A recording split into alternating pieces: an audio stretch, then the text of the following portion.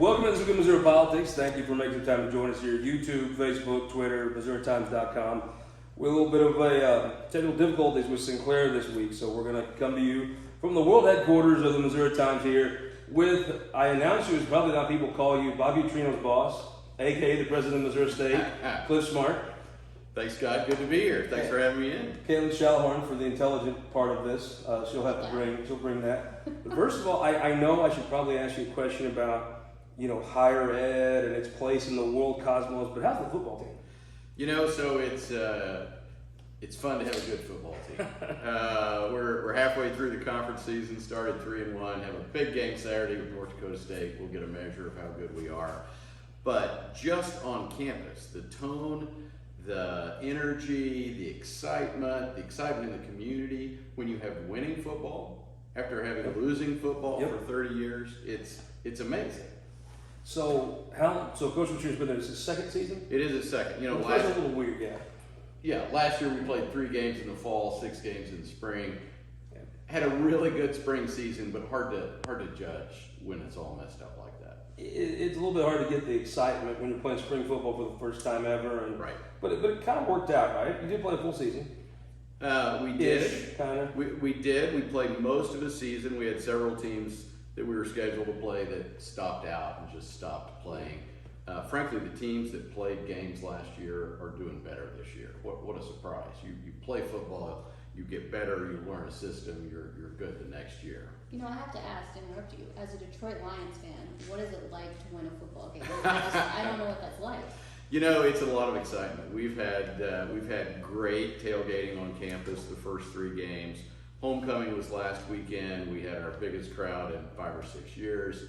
The stadium was near capacity, not quite, but we are building momentum and people. What is capacity? Yeah, about 16.5, and we had 14,300 and change on Saturday.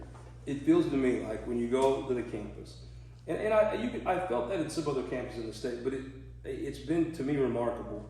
For about 10 years now, there is a momentum at Missouri State. And I'm not an expert in academia or higher education. I just feel like when I go on that campus, the students, the people, your state legislative delegation, the folks in that community, whether it's the football team or whatever, they are proud and excited. It feels like there's a forward momentum at Missouri State. I appreciate you saying that, Scott, because we feel that too. So it's our engagement in the community, it's our involvement with the redevelopment of downtown and bringing jobs in through Idea Commons and the Jordan Valley Innovation Center. It's graduating more people. It's our facilities. It's adding programs. It's playing good sports. It's great entertainment. Our students. There's a pride in our students that frankly wasn't here when I started 10.5 years ago, right? I agree. Our campus is branded. Our students are proud to be here. We've gone from a third-choice university to a first-choice university for lots of students in Missouri. And I've watched colleges. A lot of times there's a curve you hit, and every college can have a down time, a good time. It is just the sustainability of this run. It kind of just feels special. It feels like there is a different feel when you talk to folks at Missouri State. It's almost like you hit the high some other schools hit, but you've been on it for a hell of a long time. How do you keep that up? You've got to keep building on the good things we've already done and moving ahead. And you build on relationships. Like Senator Blunt was on campus for 2 days this week. And in the appropriations bills that dropped on Monday, there was meaningful money to help us expand our science buildings. And so, you work from, we're going to expand and renovate our education programs. We're going to expand and renovate our business school, which was always the biggest in the state. Now we're working on science. And you just keep building on those successes, and that keeps your momentum going. What's it cost, credit area go to Missouri State? It's about $250. Give me what an average college is. I'm not actually calling it out. Yeah, so if you took 30 hours with us, it would cost $8,600, including fees to go. To go to the University of Missouri schools, for example, again, different experience. It'd be $10,500 to $13,000 a year. So we feel like we're a really good value, particularly for undergraduate and master's level programs. And now we're working to develop doctoral programs as well. Talk to me about downtown. Springfield's grown my whole life, but it is more choppier, like most cities would grow. And this is just my own hillbilly intuition. I feel like the Vanderbilt was truly the thing that really set downtown off. So if you don't know the Vanderbilt, it is a great boutique hotel, 2 towers downtown, about 75 rooms, incredible rooftop bar on the 2nd tower. I think we're their biggest customer because when we bring in potential folks to work at the university, whether they're faculty members, whether they're administrators, whether they're professionals, we put them there. Mm-hmm. And that gives you a different feel for Springfield than if you're staying at a cookie cutter motel somewhere else, right? I always thought, I remember going down to Lincoln Day and going to the John Q. Hammonds, I'm not university, whatever they call that. Everybody know what I'm talking about. If you've been to a Lincoln Day Springfield, you've been to this hotel. It is in downtown, but you almost, to me, there's just a different mentality when you get in your car to go somewhere, as opposed to when you put your stuff in your room and you don't move that car till the next day. I do more things in Springfield when I say the Vanderbilt because I just walk around the corner. Yeah, it's just a different feel to it. It is, and with the daylighting of Jordan Creek, which is going to begin in about a year, and the expansion of Idea Commons north of the square, and all of the development that's going to bring. Downtown is great now. I moved to Springfield 30 years ago. It was not great. It's improved tremendously. But there's another level coming that in 5 to 10 years, we're going to see a different kind of Springfield downtown, and the university is one of the biggest drivers of that. Take a quick break and be right back with Clif Smart, the president of Missouri State University that has football, and you can watch it, and it's good. And it's if you had 16 capacity, you had 15,000 people there? Yeah. What's the max you ever had? You sold that for? 17,000. Wow. What was that for? That was Steck's first game. We had, when he'd come down from defensive coordinator at the University of Missouri to be head coach. Unfortunately, that didn't work out. The biggest crowd he ever had was the first game, and it went downhill from there. Well, it's the nature of the game, right? Sometimes you swing and miss, and we did on that one.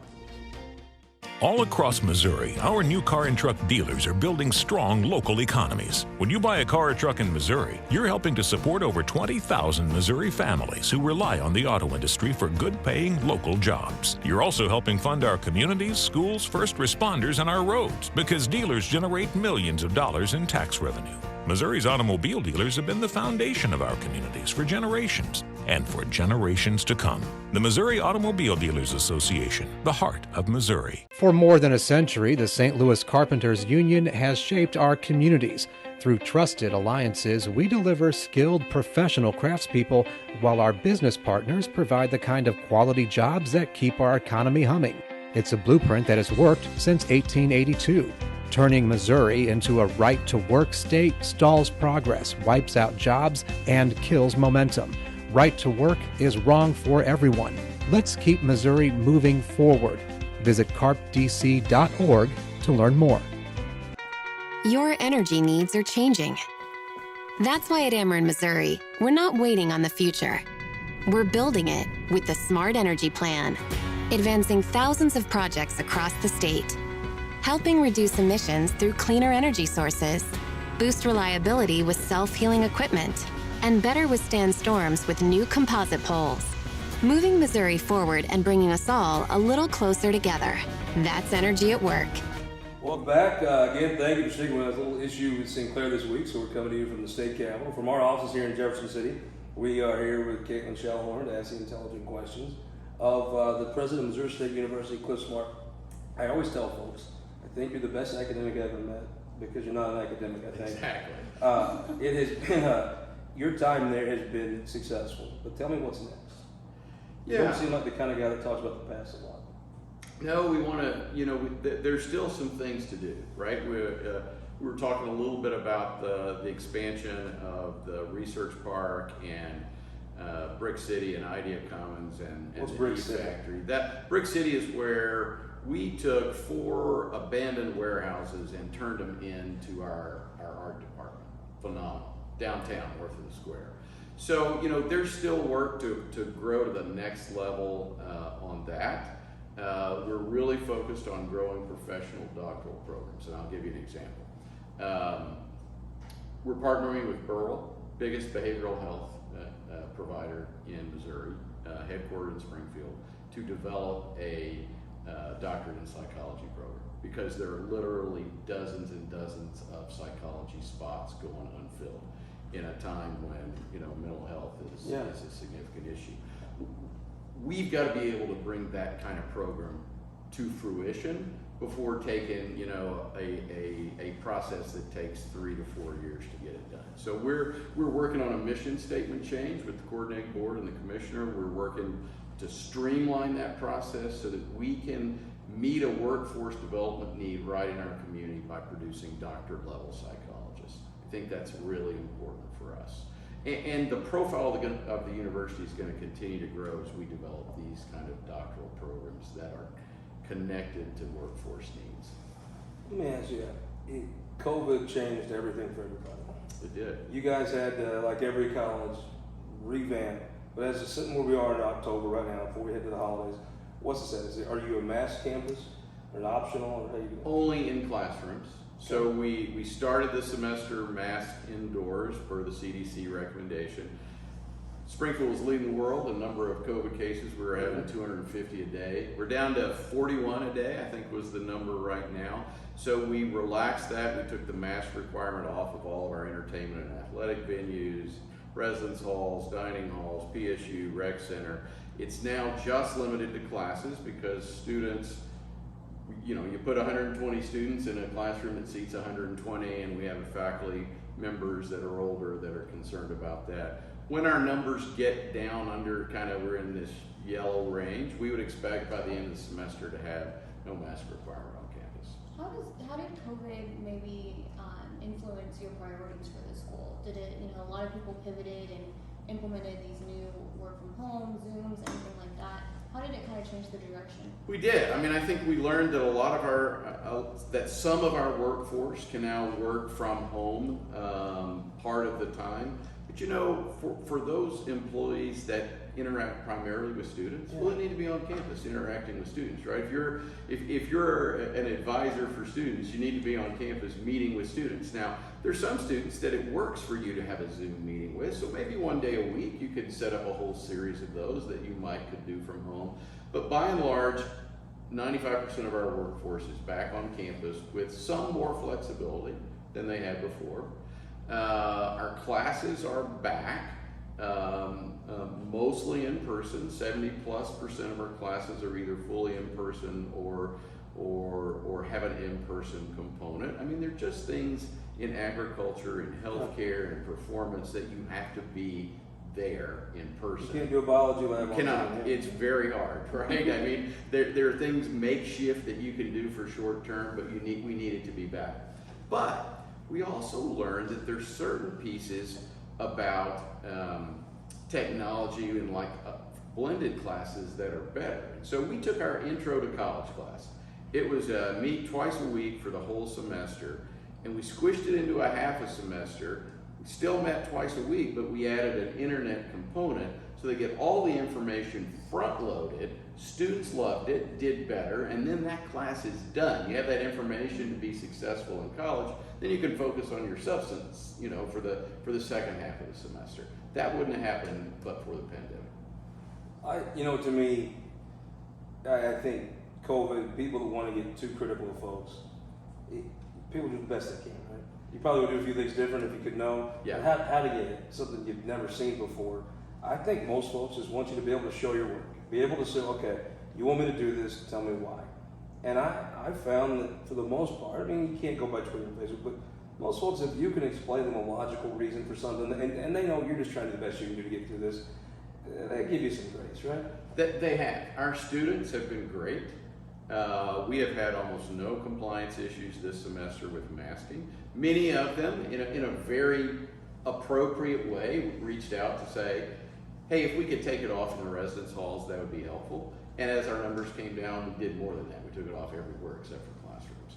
But people have given us some grace, and they have understood this, and they also know, I mean, we're now, 21 months into this. Yeah. We've been kind of making it up as we go. We've been learning from experience. We've been figuring out what metrics rather than it's just Clif deciding or our administrators deciding, it's okay, here are the critical metrics, let's follow them. When the cases go down, when we hit a certain level, we'll change our rules, because that if you're trying to analyze this, that's the way it made sense to us.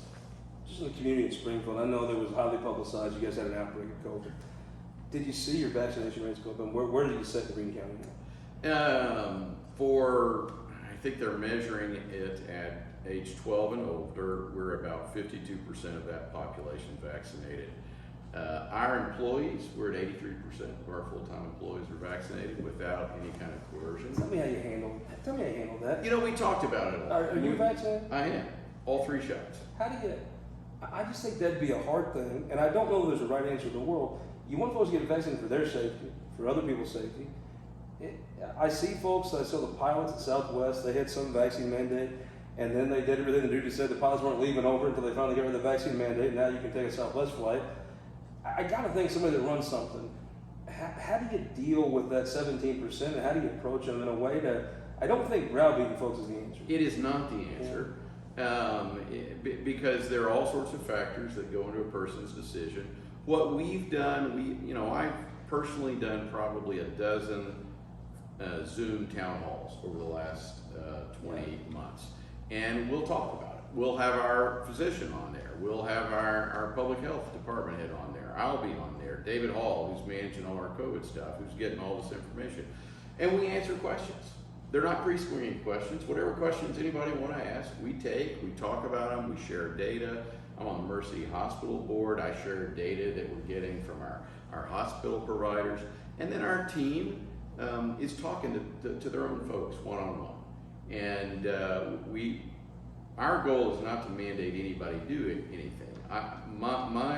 Unless the federal government makes us do that as a federal contractor, our goal has been, we're going to trust our people to do the right thing. We're going to give them the information. We're going to model behavior from the leadership team. Our whole leadership team is vaccinated, and we've incentivized people to do it. But ultimately, you give the kids an incentive. We did, and that helped us get. If you're living on campus, a student, and again, that's the group we were most concerned about, because you got 3,000 people all living together. We've got 65% of our students living on campus voluntarily got a vaccine.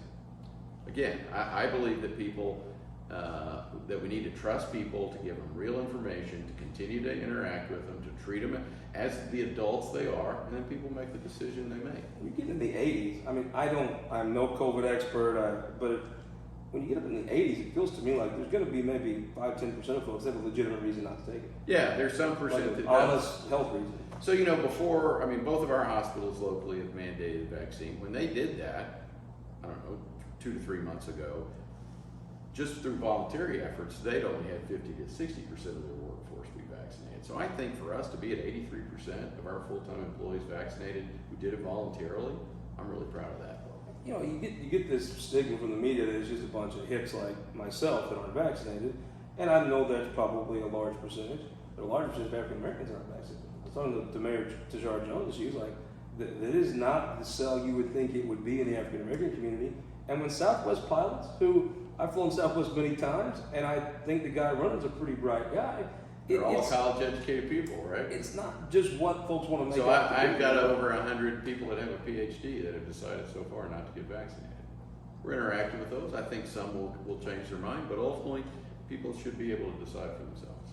What kind of plans do you have in place? You mentioned those people who haven't been vaccinated and the students who are all living together on campus. What kind of plans do you have in place if there is a breakthrough?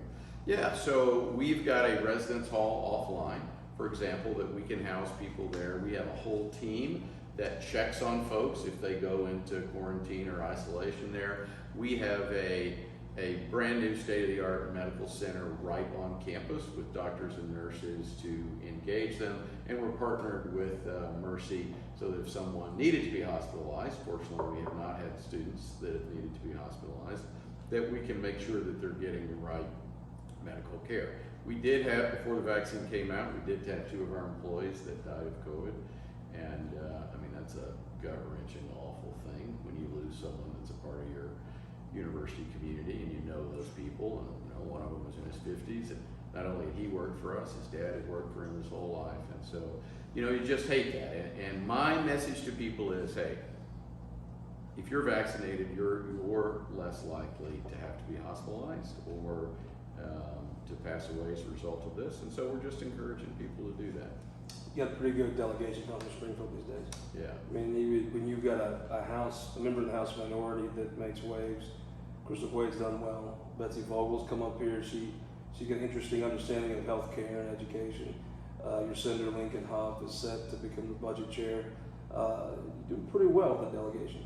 You know, I think mostly higher ed gets tremendous support across the aisle, mostly. And so we've had really good support from our Republican part of our delegation.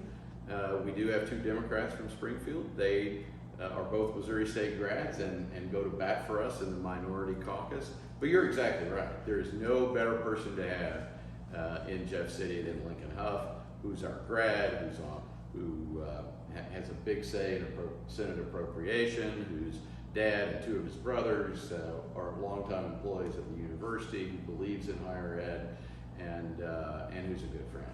And he does a great job. I think Pat Thomas has raised a great senator. Indeed, she has. But looking forward, I mean, I think it doesn't matter who you are, we won't keep you much longer, appreciate the time.